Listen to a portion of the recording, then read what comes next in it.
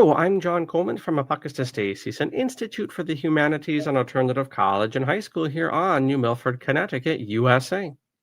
The purpose of this broadcast is to chat with Sandra about her writing, about emotional well-being, and about things related thereto. And before we learn about herself and all of the books that we're going to be looking at today, just one announcement concerning apocatastasis, I suppose appropriate to this conversation, and that is an invitation to check out our Fearology Center run by Dr. R. Mikhail Fisher.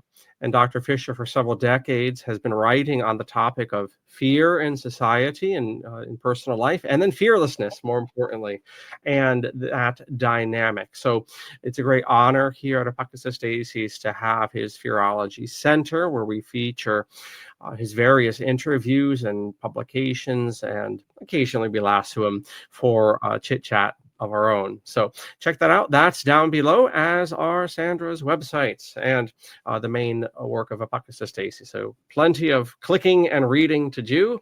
But without further ado, on this episode 269, Sandra, welcome. Thank you. Thank you for having me on. Thank you so much for your time. Of course. That's a strange Connecticut accent you have there. Where are you sitting on top of? Where are you broadcasting from? I'm in Melbourne, Australia. Excellent. Yes. And we've wrestled with the time zones, and here we are. It's worked out. So thank you for your patience with flubs on my end and so forth in the past couple of weeks. But we've made it work, and it's been well worth the wait. So Sandra, tell us a bit about yourself in general, hobbies, interests, reading, foci, and so forth, and then we'll move towards your writing in particular. Thank you. I started off as a primary teacher, and I have been doing that for about 30 years now.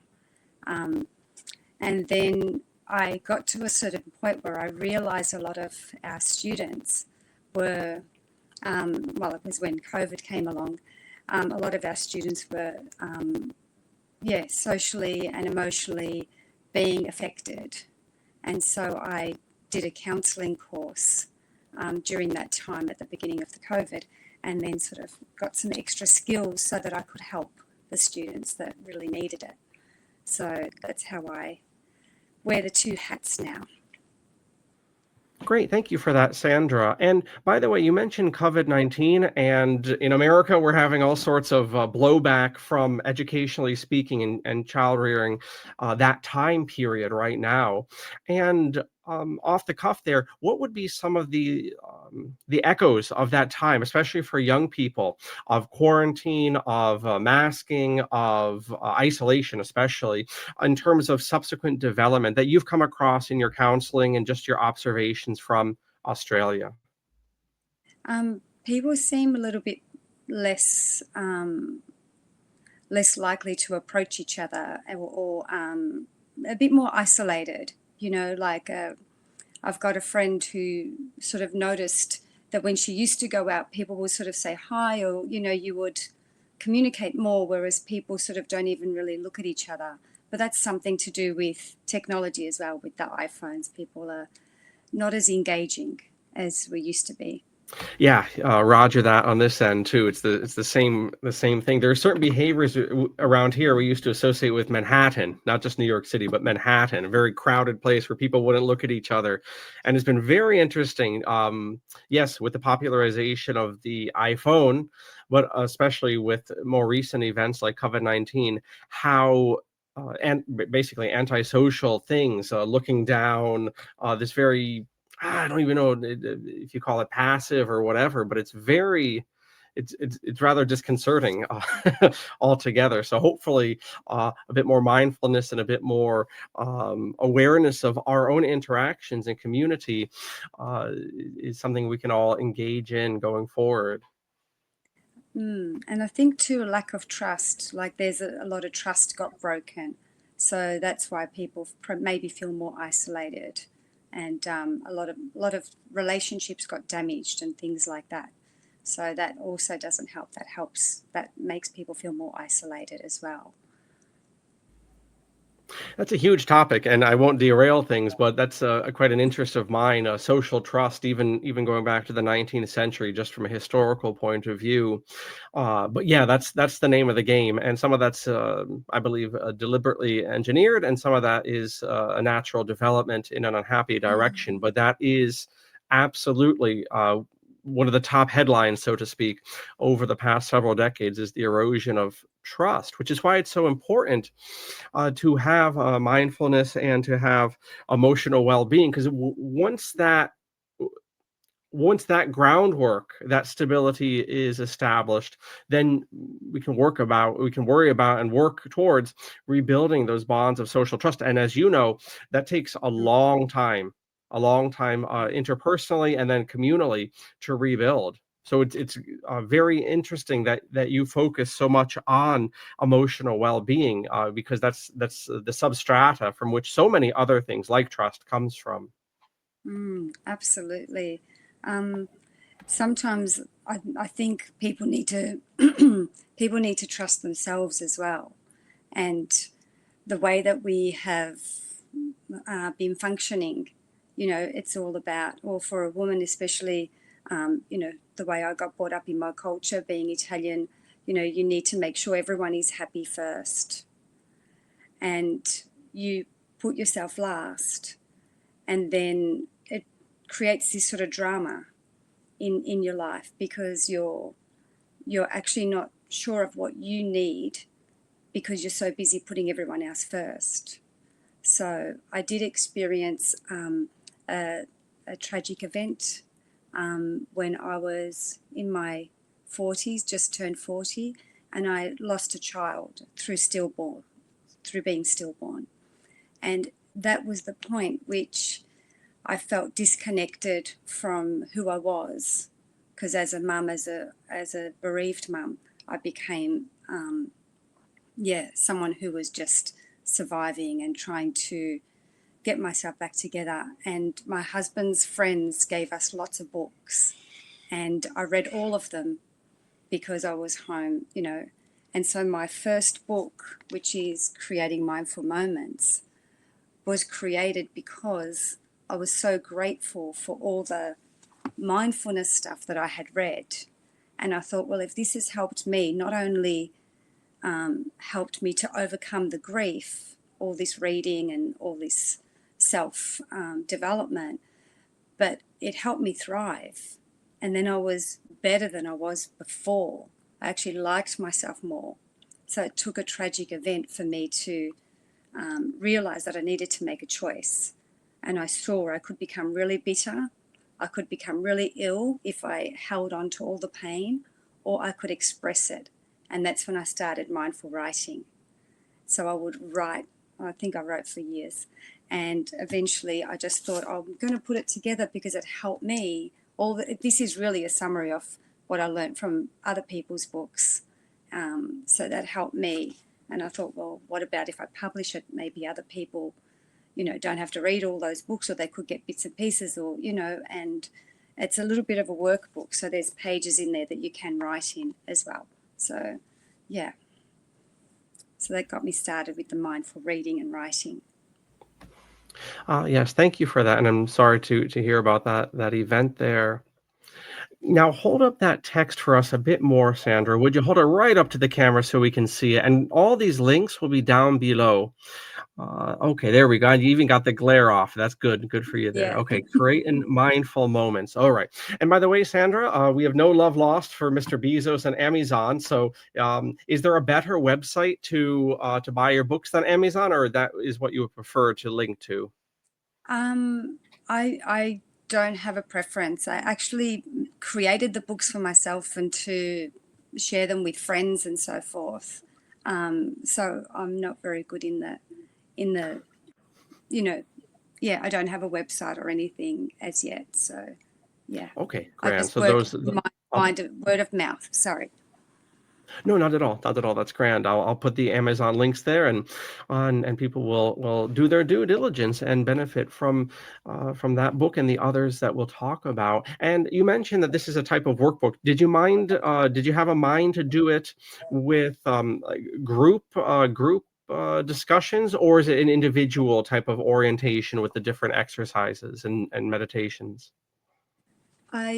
At first I thought I could do it with groups, but I've noticed it's better with individuals because everyone is so different and has different needs. So, so it could be either, but yeah, I've noticed it's more for someone to do on their own. Yeah.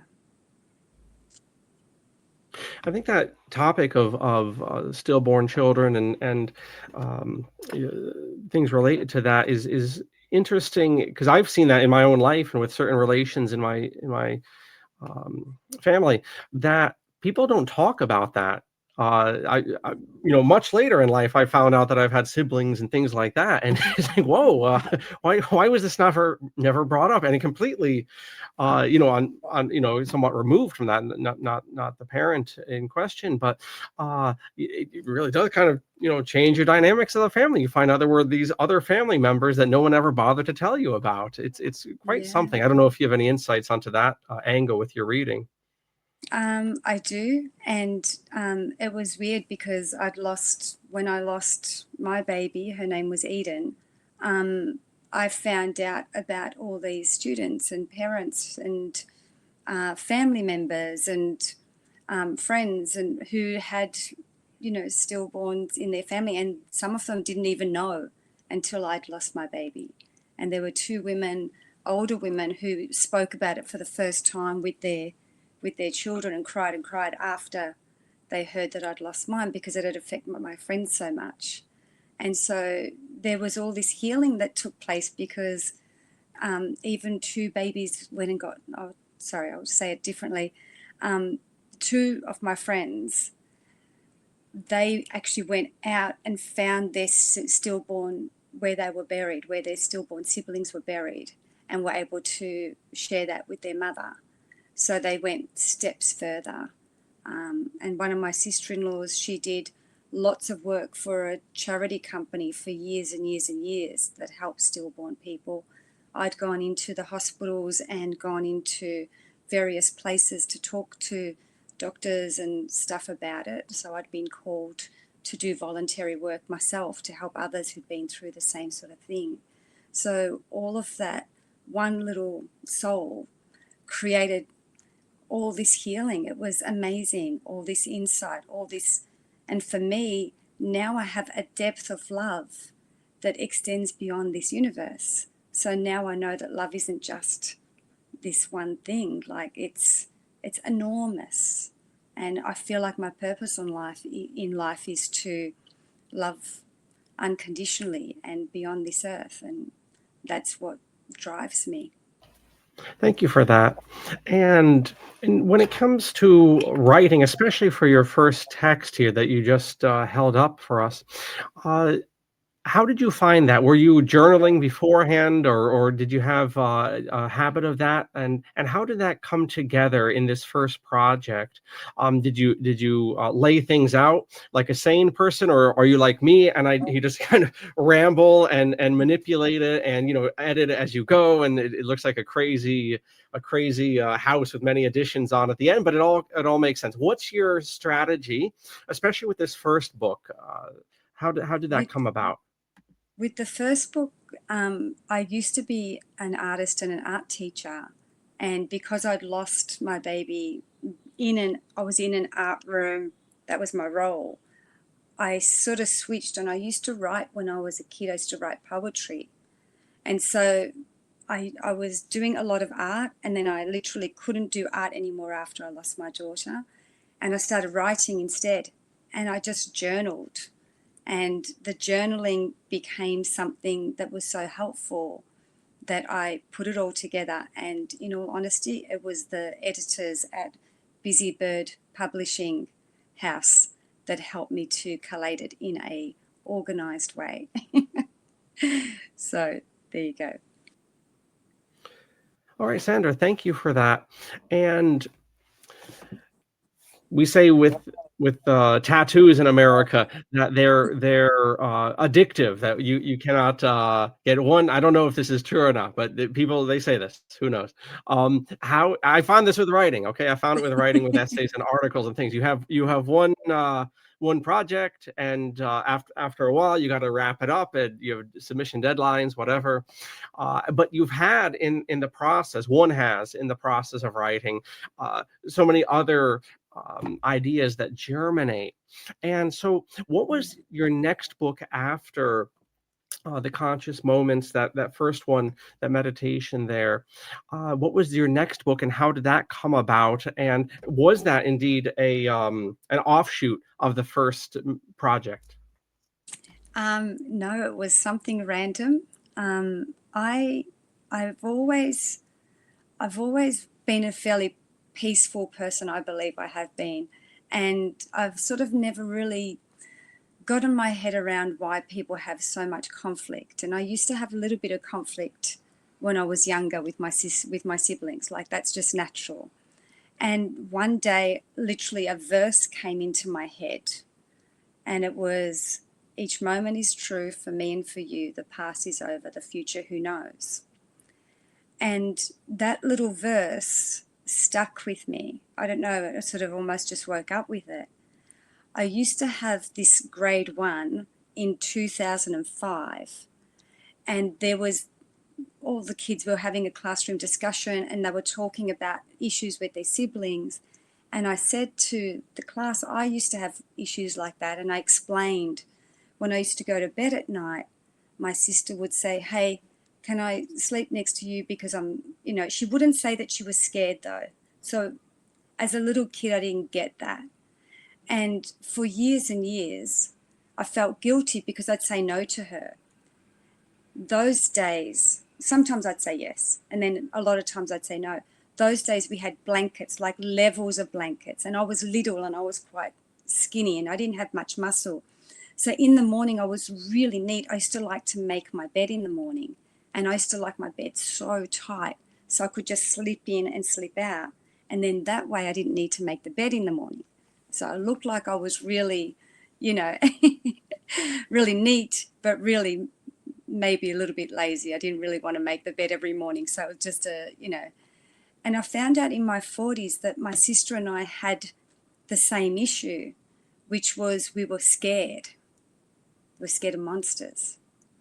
And when I found that out and I told the kids at school, one of the kids in my class, she put up her hand. I'll never forget it. I remember like it was yesterday. And she said, "Mrs. Harwood, why don't you just do X?" And I'm like, oh my God, that would be amazing. I wish I would have known that. I wish an adult would have told me that when I was a kid. Like, I wish that there wasn't competition, you know? If there was no competition and you're good because you're this and you're bad because you're that, like, we could have actually known, instead of finding out at 40 years old we were both scared of monsters, that could have been resolved at the age of 7, and it would have deleted a whole bunch of conflict that didn't need to be there. There was judgment there that just didn't need to be there. So this book is called Each Moment, and it's a story about two sisters. One is really neat and one is really unneat, and they have a dad. So I made the character a dad because I sort of really wished, you know, that like those days mum sort of did everything, but it would have been nice to have dad. My dad's a beautiful man. He's a great protector and provider, but he never got taught these skills. So the second half of the book is how I wish that all parents could give children space to give their kids space to be heard equally, to be seen, to say what matters. So there's different parts. There's number 1, what's your experience? What are you experiencing? Number 2, what's important to you? And number 3, what can you offer each other? What requests can you make from each other? And that will be a whole different communication for all families. Like if people could communicate like that with their kids rather than making them right and wrong. And that was inspired by Rumi's quote, which is, "Beyond all right and wrong doings, there's a field, I'll meet you there." So this book is inspired by that my childhood, all of that. And it just came, I'll be quite honest, it literally just, it was playing. I was playing with words, playing with the story, and it just came together. That was a long answer. Sorry, everyone. That was a good answer too. So very well, very well. And I've had that happen too. And I'm sure anyone who's played around with a pen, we'll say, who's done a bit of writing, you will literally wake up with different verses or different ideas, and you gotta get it down on paper or an audio recording or whatever. It is an interesting hour when one wakes up. The brain's in a different place, a different field altogether. And I Yeah. know exactly that sentiment. And I think many authors have mentioned that indeed, that muse, or that whatever that energy is that comes to one. It seems, it seems to come from the ether altogether. And often it will be a productive idea altogether. Yeah. It It's was one of those interesting. things. Oh, please. Yeah, it's one of those things you think, I've got to try and catch that. It's almost like you go on. No, that's it. Absolutely. What I was going to say is, when it comes to child rearing, it is interesting because as a teacher, one sees this kind of from the outside. You've probably seen this with your students as well.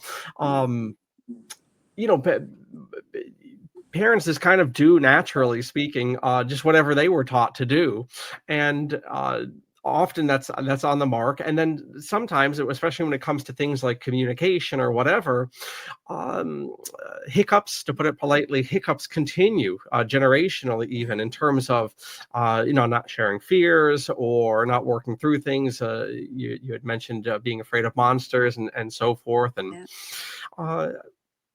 I don't know if it's because we're more contemplative on this topic in the past couple of decades, or if it is proper to our generation, and with some elbow room in either direction, compared to previous centuries or whatever. But yes, this phenomena of people in their 30s or 40s or 50s coming to grips with things from their childhood.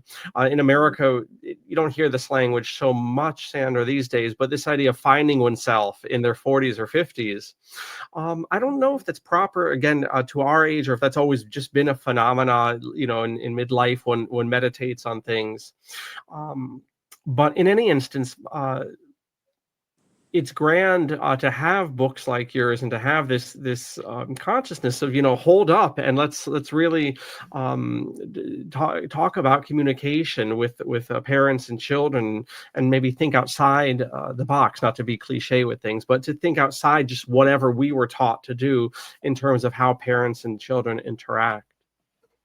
I think when you notice the same patterns coming through, and it's not working, and then you think, okay, well, it didn't work for me, and it's not working for them. So how about I do things different? And I'm fortunate enough to work with, or have worked with thousands and thousands of children through my teaching, and I see the conflicts come up. And it's the most beautiful thing when you get two people who they think they hate each other, and you get them in front of you and you say, there will be no side taking. We're gonna listen to each other equally, and we're gonna allow each other to just finish. And what I need you to do is look at the person's face and see how they look. So let's say it happened actually just the other day, someone had hit someone, and this was a really funny story. I was on the schoolyard, and a little boy came up to me and he said, no, it was a little girl came up to me and said, this boy, he keeps hitting me, he keeps doing this and this to me. And so I said, okay, call him over. And I'm thinking, okay, this is a victim here. I'm talking to someone who's being victimized. And when I got the little boy over, I found out that the two dads are friends, and she goes over there regularly. And when she goes over there, she likes to play karate on him, and he doesn't like it. So he thinks he's protecting himself, but it's unrelated to her. So then I got them to look at each other and make a promise and say, okay, so when you're at school, you're going to give her space. And when you go to his place, you need to play something other than karate. And I got them to agree on some things that they might like to play together. And that's something that started outside of school.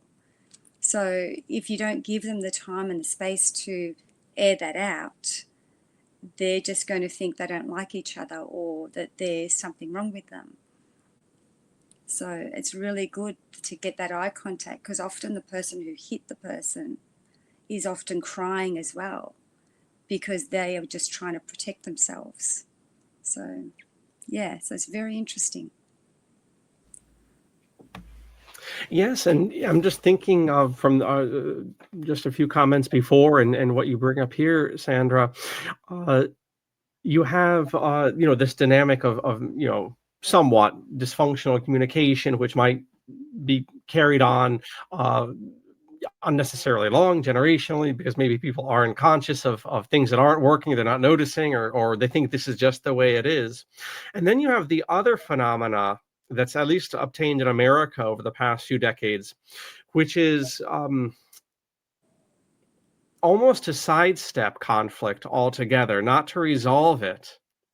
And that's produced all sorts of eccentricities when people come to their 20s and 30s and are in the real world, so-called, that they haven't had any mechanisms. There's a certain maturity that's lacking, often speaking generationally, of course. And It would seem your approach is the most sensible, but it's also the one that takes a bit of, I think, bravery. I mean, it is something that's vulnerable and therefore is often, if you're not used to it, uncomfortable. The very word vulnerable comes from vulnera, Latin for wound, woundable. It's not a comfortable thing to be woundable. And Yes. the type of approach that you're advocating here in each moment, this book, this latest book of yours, is uncomfortable, but there is growth in that. Well, yeah, that's the thing. And we can either, this is what I say to kids, you can stay small or you can grow. So what do you need to do to grow? You need to be brave.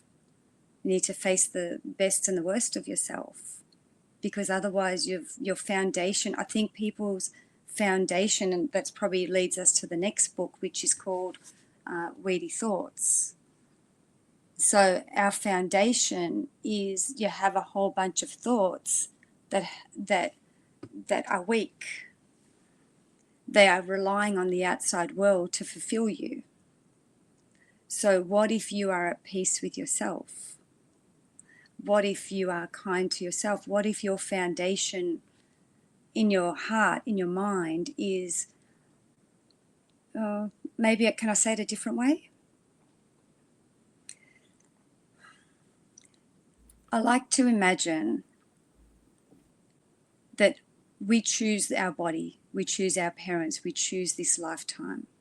What if you knew, or what if you thought, I chose this and I chose it for a purpose, and I'm going to make the most of who I am and what I have.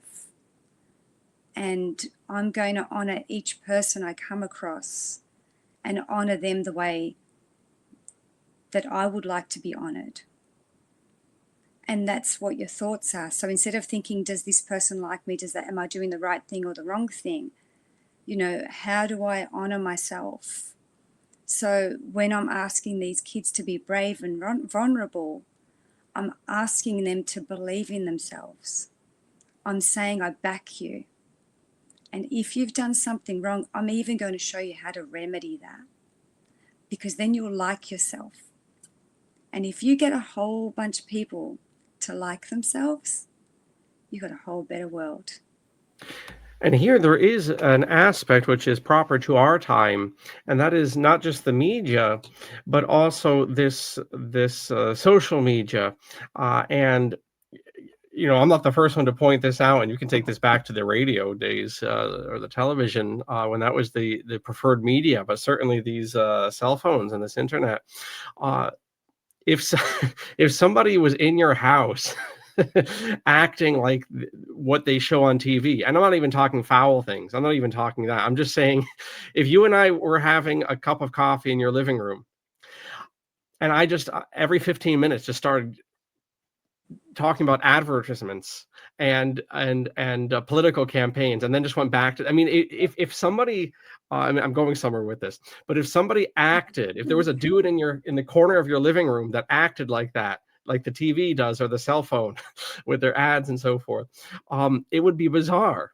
Yeah. And there is, when it comes to child confidence, adult confidence, therefore, give it a few decades.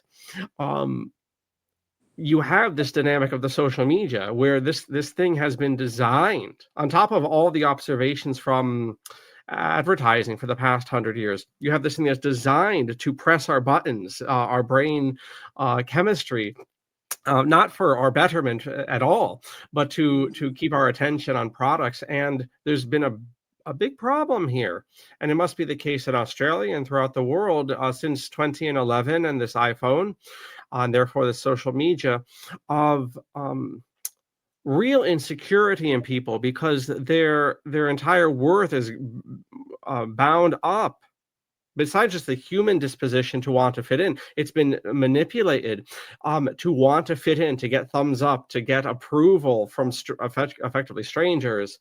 And this, speaking of trust that we mentioned earlier, this completely erodes confidence and trust. And I think this is a whole headwind that we must work against. And you're obviously working in the positive direction against that tendency, because it's ultimately it's a tendency that exploits our insecurities. Absolutely. And I do think prevention is so much easier than trying to fix things.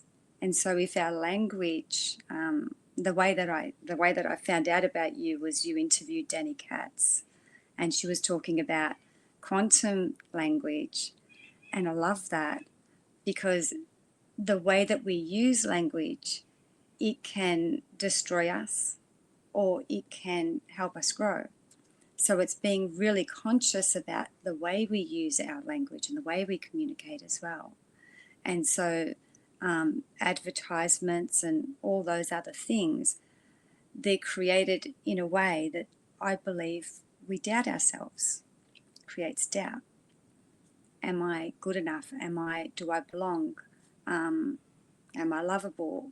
So people feel lonely because you're waiting for something. And I'd written a poem when I was about 16 years old, and it was all about waiting. It was terrible.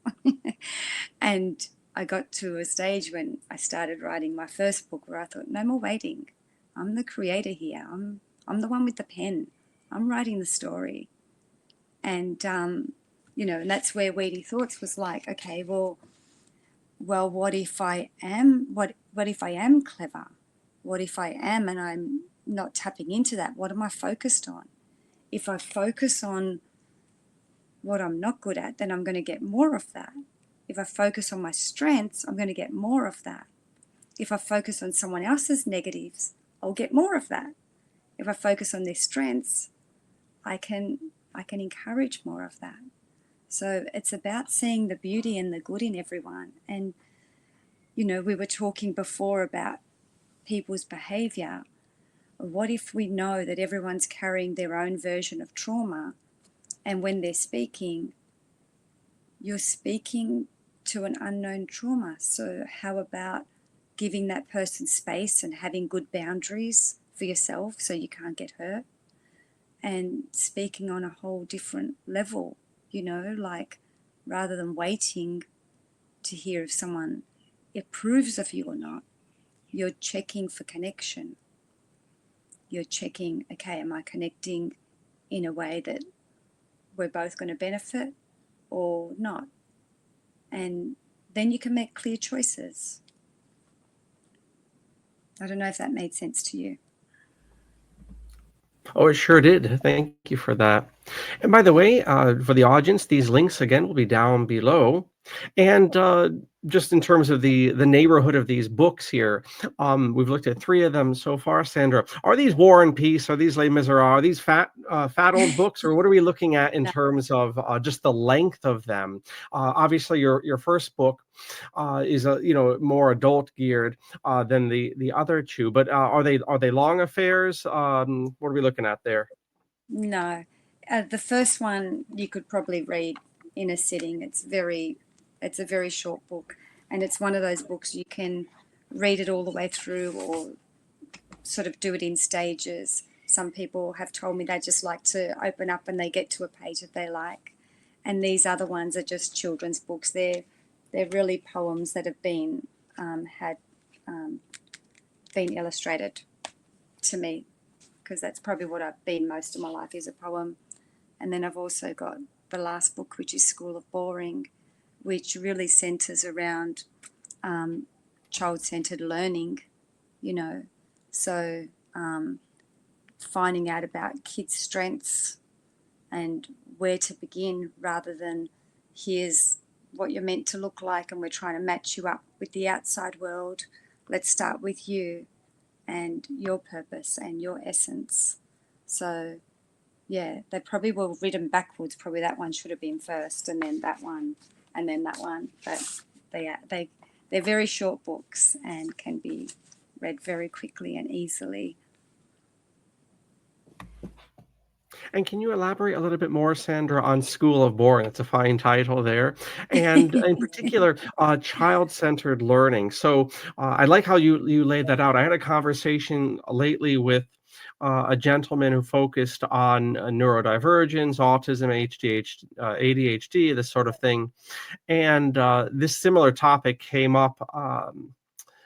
And I think it actually came from, broadly from handicapped activists, back in the 80s and 90s, this idea of uh, why, and it's an unconscious thing, I think, easy enough to make this mistake, but, whether it's doorknobs are a good example, right? We could make a mechanism. If we just alter the environment, we can make a mechanism that's easier to open than your traditional doorknob. And yet we, without consciously thinking about it, we just perpetuate more clunky things in society, and we are meant to fit into the environment as opposed to the other way around. And this is developed in different ways, whether that's physical disability or neurodivergence. Or here we go, education. So anyway, I kind of went off on a tangent there, but child-centered learning in any instance, I thought that was a good insight. And might you develop that a little bit more as to what that might look like, especially with your interaction in the classroom? And God knows bureaucracy is present in every school. So any thoughts there? Well, I work in a traditional school, but I also have helped in other sort of ways. Like I do some work here for people where I go to their homes and do education that way. And so they're two different systems, and they both work, and everyone needs to find what's right for them. I think that's what I've learned over, especially the last 5 years. For some kids, the traditional schools work really well, and that's great. And if they're not working, then it's a good idea to find a different way. Because I think everyone has a different purpose on this earth. And if you have a child, you need to honor that child and what's their purpose. And that means you need to get to know your child. So this is probably more for home schoolers and things like that, because it just sort of starts. And both these last two books, Weedy Thoughts and this book, literally I dreamt the book and then quickly woke up and wrote it down. It was, I didn't sit there writing and trying to create a book for either of those. But the school starts off, where all the kids are sort of sleeping around, and the school has a purpose, right? It wants to make the kids, fit into society. This is what you need, to be this, to be that. You need to be something, you need to learn certain things. And then this teacher sort of takes off her logical hat and she puts on a different hat. She puts on a hat where more further, as you said before, thinking outside the box. And so then she's, instead of mapping out the children where they should fit, she sort of blows away all those thoughts. She's sort of saying, okay, let's take off the logical hat because it's sort of not fitting. And then she starts asking a lot of questions about the kids and what they need and how they can be the centre. And then all of a sudden she's watching the kids grow and develop and explore, and, she's sort of given them the reins, and then she's there more of the support person. And there's a marvelous moderation in your reply there. That traditional school or mainstream school probably does work well. I would second that. Probably for most people, it does work very well. I don't know if I do think it's an American thing. So I'm going to pick your mind on this for a second because you're in the schools and all this. In America, there's a discourse. I think in America, we're extreme where we shouldn't be, and we combine things which shouldn't be combined. And so for instance, when it comes to the educational discourse, myself, having spent 20 years in alternative education, there's a certain tone of voice that's very adversarial and I don't think very helpful for various reasons.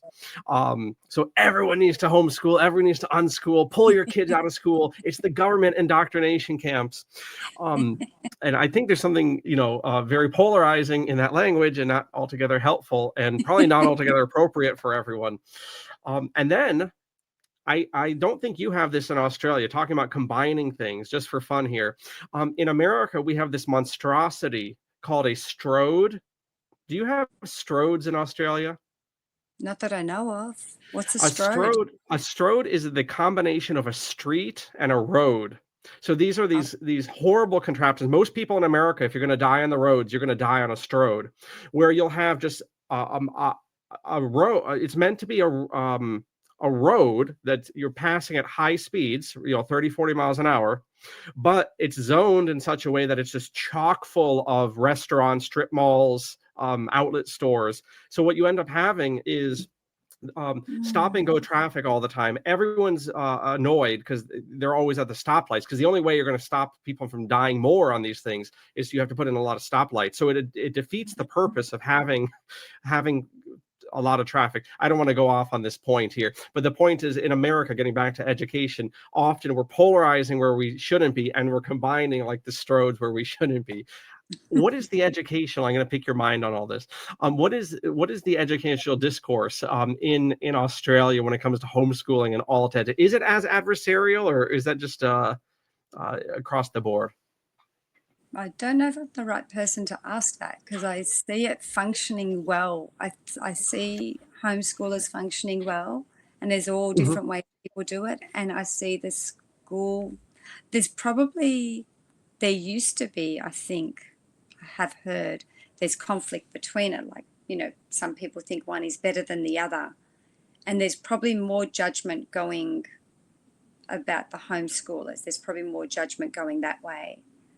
But I think that's just lack of understanding. Oh, I don't like that word, understanding. Lack of comprehension, lack of depth of knowledge of why people do choose that for their kids. Yeah. But the kids that I know that do homeschooling, I even have some cousins who do that, they are amazing. They are beyond amazing. And I just really honor that they're honoring their children and their children's paths, and you can see it fits like a glove. It suits them. They're doing well, and then there's other people. I know more people at traditional school, of course, and a lot of them are doing really well too. So my daughter's in a traditional school, and she had a choice of both, and she chose traditional, and I honor that. So Great, thank you for that. So, School of Boring. Let's go back to that title there, School of Boring. And so, we mentioned mindfulness. We use some other language in our discussion together. What was your mind in that title? And is boring good? Is it not the horrible thing that I'm told it is in the social media? What's going on with that title? I love that you've challenged me with this question, because it really makes me think. In all honesty, at the time when I called it that, it was like, a lot of kids at school, I'm bored, I don't like this, and they've got that. And then there's the other flip side of it. When I was a kid, I was bored a lot, and that boredom made me really creative, and I love that. So how about if when you're feeling bored, you think, oh, this is an opportunity for creation. Let me get even more bored. I'm going to bore myself. What if boring is really just peace? You're in so much peace, and you're not used to being at peace. And what about if when you're in peace, that's when you're most creative? Yeah, so there's a gentleman I listen to who has a podcast on cultural things, Sandra, and he's made this point with different books, but he said, it's very difficult to imagine a modern child who's arguably very overstimulated. It's very hard to imagine a child like Alice in Wonderland, or like the children in the Secret Garden. Mm. And even those adventures, so to speak, would probably strike modern children as being passé. That there is a certain sensitivity and a wonder that one gets in peace and boredom, and this sort of contemplative, or in the biggest sense of the word, depressed. I don't mean that in the sad sense, but this, where you're just kind of in this zone of not being, stimulated all the time, telephonically and in other ways. Yeah, absolutely. So if I ever do have a moment where I think I'm bored, I think, oh, yeah, that's right, this is peace. And I'm actually going to allow myself more of it. And it's at those moments that I tend to be most creative. It's not an original observation, but authors and musicians have pointed this out, right? That the genius of these media is, that is to say, writing and music, is it's not always what's written down. It's the spaces, so to speak, between the letters, or between the notes in music, that those have a symbiosis. It's not just the word, but it's also the pauses between, and you need both. I think for music it's easier to comprehend, but there's much to be said for that calmness, and how that is in its own way, is maybe not stimulating is the right word, but germinative, or it's that seed bed from which activity can come from that quiet. Yeah, I love that. Um, I really love the way you've said that. I wouldn't have thought of that. That was beautiful. And that makes me think about the quantum field and all the different layers, like we're said to be, I don't know, how much space are we? 99% space, like all of our cells, the amount of space between the cells, the space between thoughts, even the synapses in our, the two brain cells, and the space between that. There's so much space in us. And if we honor that space within us and honor the space around us and between us, yeah, that's where the magic happens. That's where miracles happen. So I think all the noise from the outside world interrupts us from being able to actually hear our soul, being able to hear our center, our calling. So yeah, more space, more peace. Bring it on. That's it. Now, Sandra, in your children's books, they're illustrated. I don't imagine the first text is, but the others certainly are. How do you go about working with the artists? Do you contribute any pictorial contributions to your textual work there? And how does that relationship go in any instance between the text on the page and the images that you choose? I um, I just want to say serendipity here, because I had, when I worked at the hospital and did voluntary work, there was a lady there who used to do photography like for fun. And so she took photos for me. And then there was my nephew he had a girlfriend who she took all the photos in the other photos in the book. So that was just serendipity, and their names are in there. That's yeah, Irene and Jane. Their names are in the book. And then for this book, there was a guy at work for each moment, and I love his artwork. Like, you'd be in meetings and he would be just scribbling, and he'd literally just come up with artwork like sellable, like it was. And I said, you need to be doing something with that art. So I got him to do the pictures in this book. So that's Mark Talbot, got him. So he was teaching grade 4 at the time. He's teaching a different grade now. And then I wrote these two books at the same time, and two different friends gave me the name of two people who would like to illustrate. So I gave them a book each to illustrate. And yeah, so the first book was probably the hardest to illustrate, because I wasn't really good at communicating my needs. This lady who did these illustrations. She was in her 80, she was 82 or 83 at the time.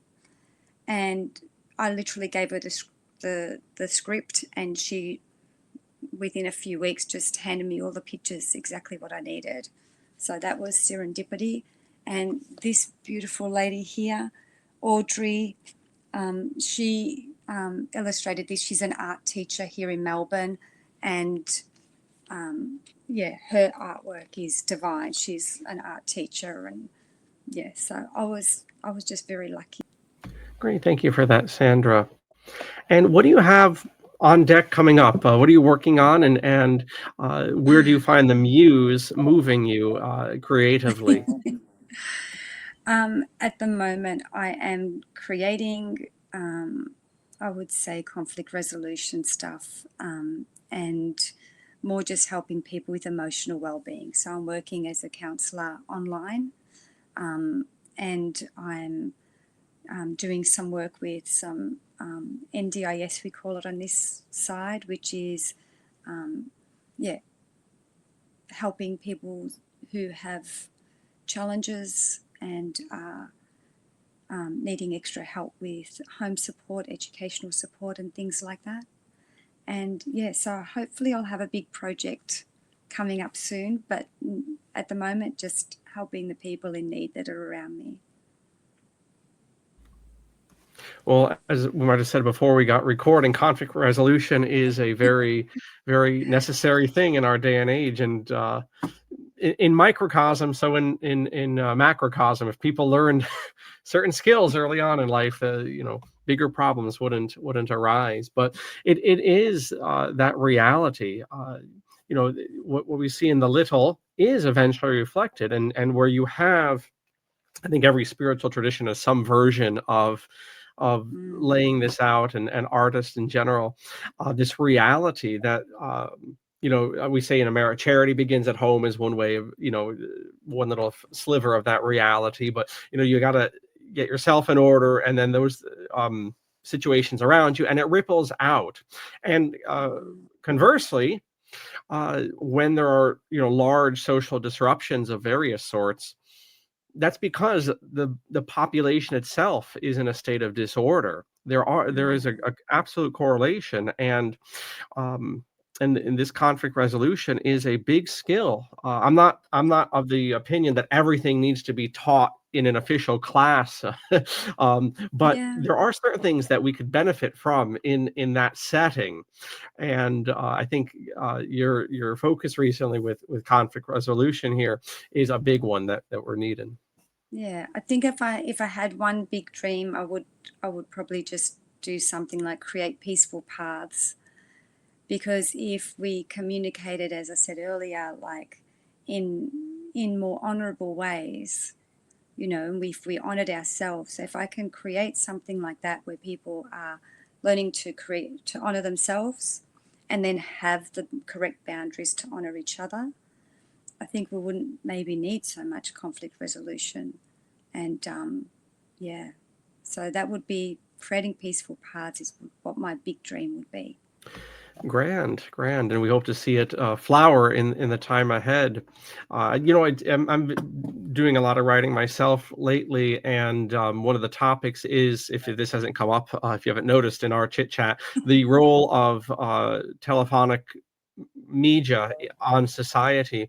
And there was a guy in America in the 70s who got a bit of fame towards the end of his life called Marshall McLuhan, and he was very fascinated even back then as to the role that television, and we would say broadly everything from the telegraph to text message, everything is television for our purposes, but how that was leveling society in a variety of ways. And he had a way of conveying that television was everything all at once now, and that all boundaries would eventually dissolve. And that's very interesting in the context of conflict, and where conflict comes from, often not knowing or stating one's own boundaries personally or in larger combinations. And then I'm contrasting that with my other interest in the classical world, that you have peoples like the Romans that actually had gods of boundaries, Janus, and there was a guy called there was an entity called Terminus, the god of boundaries. Um, and it's just very interesting. I'm just really thinking a lot about the idea of boundaries and physically and emotionally and so forth. But anyhow, I think you have your work cut out for you, because if Marshall McLuhan was correct about television broadly dissolving boundaries, people's abilities and inabilities to navigate those realities are going to continue. So I think you have a full plate of work ahead of you there, Sandra. Thank you for making me aware of that, because I think If you didn't know already. 100% correct. No, I think I would not have seen it that way. And it's funny that you bring up roads, because when I'm talking to my students about conflict resolution, I say, imagine you're in this car and I'm in that car and you're in your own lane. What do you need to do to go into the other lane? You need to put your indicator on. That's what your language is doing. So you make sure that someone knows that you're coming into each other's lanes. So I think making it very visual for people. Another thing that I do with my students is I get them to stand still, and I'll stand far away. So imagine that's me, and I'll stand. So imagine that my student, that's me. And then I say, okay, tell me when I'm in your boundary. So imagine I'm a stranger, and I get them to tell me when to stop. I say, now that's your boundary. So that's when you feel safe. And I do have a picture of a giraffe in the background there, to remind me of Marshall Rosenberg, nonviolent communication. Now, he talks about needs and people's needs being met. And what happens is that word need brings us in lack, the same as the word want brings us in lack. So then what I've changed that to is, what are you experiencing? What's the energy you're experiencing? So someone comes close to you, you're feeling unsafe. You recognize that. So that image of people knowing their boundaries, they actually need to feel it when they're not under threat, so that then they can prevent it. And then also the kids in the class, the students in my class, before we start, we do a morning. There's a thing called Berry Street here, which is a fantastic place if anyone wants to look it up. And our school's been using a lot of that. And they have this thing called Morning Circle, which I was sort of doing unknowingly without getting the kids in a circle, where I'd say to the kids, what's important to you, or what's important that we need to know about you today? So you go around while you're doing the role. And so if anyone's got something important that we need to know, then we know, okay, we need to be aware that there's a boundary there. This person is experiencing their dad's in hospital, or something happened to their pet. Not everyone will say something every day. And then I say, who are you sitting next to? And I ask them to look after each other. So that's a part of knowing your boundaries, but also expressing a request. So, it's interesting that you said about the lanes, because I do talk about boundaries in that way with my students, and even if I work with them individually at home. And how do you create that boundary? I know I'm going on a little bit, but this part is worth it. One of my students, I made him, I'll be back in 5 minutes sign, like you do at the shops. They say back in 5 minutes. And then I gave him a little tool that if he needs a break, like an emotional break, that he has a physical, visual, my boundaries being crossed, or I'm not comfortable at the moment, he can take himself away and he can do some wall push-ups, 5-finger breathing, and I've drawn some little things for him. So if you knew how to do that when you were young, by the time you're an adult, you're probably less likely to get into conflict, because you know your boundaries and you know how to set them, and you have the language, that rich language, to help you with that internal language, as well as external. It's very much a lost touch. I think we've we've lost it. Sorry to use the word again twice, but not every writer knows not to use the same word in a sentence twice. But yes, this idea of belonging to a community, and this idea that community takes work. Maybe it's something little, like having a morning circle where you bring this up. But if one doesn't do that, and as a people, if we don't do that, we end up with what we have here. And that is, in my phraseology, that we're just living around each other now. You see that in driving, you see it in the stores, and so forth. We even talked about that before. People look down, they don't look at you. You catch them looking at you, then they like with their hand in the cookie jar, even though they're just normal. If the guy's in front of you, you say hi. You say hi to people around here, and they think you're like Freddy Krueger or something. Like they get afraid. And we're just around each other. I mean, that's Yeah. the condition that we're in, because we're so out of shape, in the sense of our activity or agentic role in this society, in our respective societies.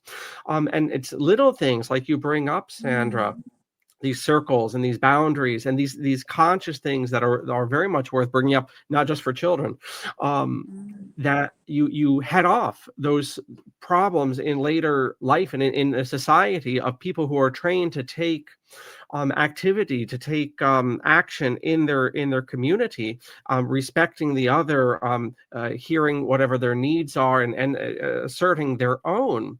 And if we don't do that, then again, this was a big problem, I think, in the last century. The world wars probably had something to do with this.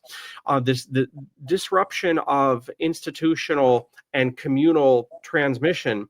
And one of the big problems that happened in this country, and probably happened in your country, is people just assumed certain things. I don't know what happened, although I have my thoughts. I don't know it. I have my thoughts on the matter. But at some point in the last century, we just assumed that certain things like manners or active involvement in our communities, other things as well, interactions between the sexes is another one, romantically, that these things would just perpetuate. They would just kind of soak in like osmosis. And that hasn't happened at all. And then you end up with people in their 30s and 40s and 50s that don't know how to express themselves and so forth. But anyway, that's my historian's mind speaking in terms of phenomena. But very, very insightful what you bring up with that little exercise in the morning, the circle. Yeah. Two things reflecting on what you said. One of them is I notice myself when I'm unhappy in what's going on in my life.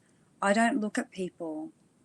I struggle to smile or look. So I'm wondering, in reflection of what you're saying, if it's not just habit, but people are not as happy with themselves. Because I notice when I am happy with myself, it's easy for me. I just smile and, nod. And if people respond, they do. And they, that's one thing that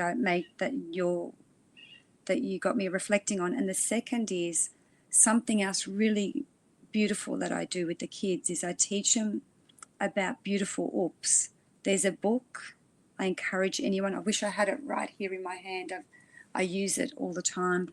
There's a book called Beautiful Oops, and it's an illustrator, and he's literally created masterpieces. Like when I say masterpieces, like kids' book masterpieces, from like ripped paper, scrunched paper, coffee stains. Like it's each page is, whoops, this happened, and then on the next page, oh well, then now it's this, and it's just a picture book, and it's interactive because it's 3D. It's really worth looking up. And so what I did is I have an eraser, and it says oops on one side, and on the other side I was inspired by Danny Katz and her book, and I put surprise on the other side of the eraser. So when the kids are drawing or they make an error, I say, oops, surprise, we turn it into something else. So the other thing that gets us not liking ourselves is every time we make a mistake, we beat ourselves up or punish ourselves, which doesn't work. punishment doesn't work. It creates more injury. Even if the behavior changes, it creates more internal injury. But if you see a mistake is, oh, okay, now I know it's not this, so what else could it be? It's actually a platform for something else. When I was a student at school, in primary school, which is your elementary school, I believe, I would have red all over my work, the teacher's writing, just red, crossings out, corrections, and I just looked and I worked so hard to try and be neat, and then my page looked messy. And so then I, especially with spelling, I would, if I didn't know if it was an E or an A, I'd make the letter look like it could be an E or an A, so maybe that I would get, didn't work, by the way. Don't try that strategy, anyone out there. But if I was taught that it's okay to make mistakes, so now if I'm teaching spelling, I will say, look at this. You know 3 of the letters. You literally just need 1 more letter. Now remember what it looks like. I was a visual person. No one knew that. I didn't know that. If someone said, look at it and then write it, and so it looks nice and neat a few times, you'll remember it. So I say to my students, if you get it right, rewrite it really neatly so you remember what it looks like, rather than putting arrows and correct. Be okay with a line through it and brackets and whatever. Write it neatly. Write it a few times so you remember what it looks like. And then, because I was just taught, oh, you need to remember this rule and that rule and all. It was too hard. And some of the words that it didn't make sense. They made a rule and then there was a different rule. Now we know it's spelling, and they create spelling because of spelling, But so, yeah, I'm very careful when I'm with students to ensure this is what you know now. Now you know this. Now let's add to what you need to know. What will get you to the next space, rather than punish yourself, beat yourself up, you're not smart. I had a student the other day saying, Mrs. Harwood, I got them all wrong. I said, well, let's have a closer look. You actually only missed like 1 sound, 1 letter, one. So, we're not focusing on what you don't know. We're focusing on what you do know, and let's build on that. So maybe that's the reason why people are looking down and they're just being more and more criticized, more and more judgment, more and more pressure, more and more overwhelm, thinking about all the things they have to do. So maybe it's not just social something. Maybe we're all just too busy and we need to be bored more. Well, much like the observation about the environment and, fitting into the environment or making the environment, appropriate to oneself, perspective is very interesting. And you bring it up here, Sandra. And I've heard this observation as regards Chinese and Western medicine, that in the West, we will have some achy breaky part of our body, whatever, some ache, whatever.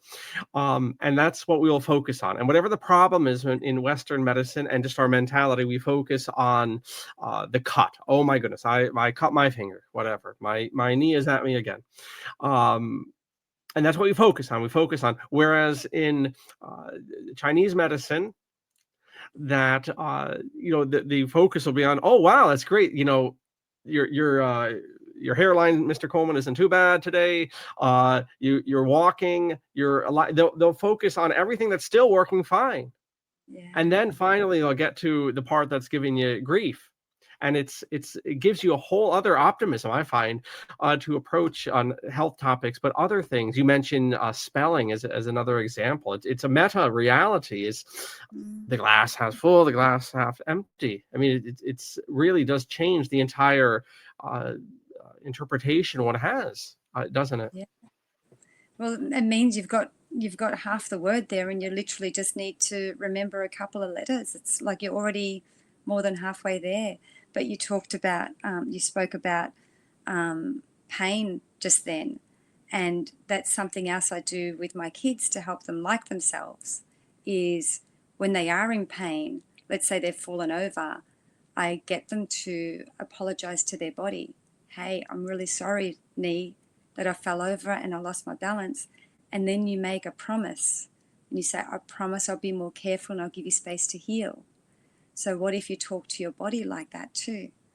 You know, so yes, look at all the things that are functioning. And then you ask the parts of your body that are functioning well, hey, we need a bit more support here. So you actually talk to yourself using the language of kindness and space and trust and believe in yourself. We're quite miraculous beings. You know, I broke my wrist roller skating a few years ago and it's working perfect. I couldn't believe it. It's like, my goodness, they put a cast on and my body's done its own thing. Like it put itself back together. It's crazy. Yes, absolutely, absolutely. So down below, I will put the books that you have mentioned here, the different links to Amazon. As we all know in America, every time you buy something from Amazon, Jeff Bezos' head gets shinier and shinier. So make it get shinier and buy Sandra's books to the audience. Get it out there and get the word about herself and her writing out there. I think it's a very necessary message that you have there, Sandra. Also, I will find an appropriate link to Beautiful Oops or Whoops. Oops. What book is it? OOPS. All right, we'll get that in there too for people who want to dig that one up as well. And Sandra, are you open to correspondence? I don't know if you have a business email or whatnot that you'd like to put out there. Absolutely. Yes. Um, yes. It's mindfulbookstore@gmail.com. Had to think then. Grant, that will be down below. And once everyone has done their due diligence there, buying the books and dropping Sandra a line, then you can head over to ApocatastasisInstitute and enroll in all our classes, including our Phreology 101 certification course. Anything else, Sandra, you want to bring up here? If anyone writes to me and would like to buy a book, I do have books here and I can sign them if needed. Put a Grant. little message in. So that might, that might help with your Amazon thing. Absolutely. That's great. So all Yeah. that will be down below. And to the audience, thank you for your patronage and for your attention. And Sandra, especially thank you for your generosity of time today. And I should hope that we have you on down the line. I would love that. Thank you so much. It was lovely to meet you and lovely to speak with you. Very insightful you are. I'm very grateful for your work. Thank you.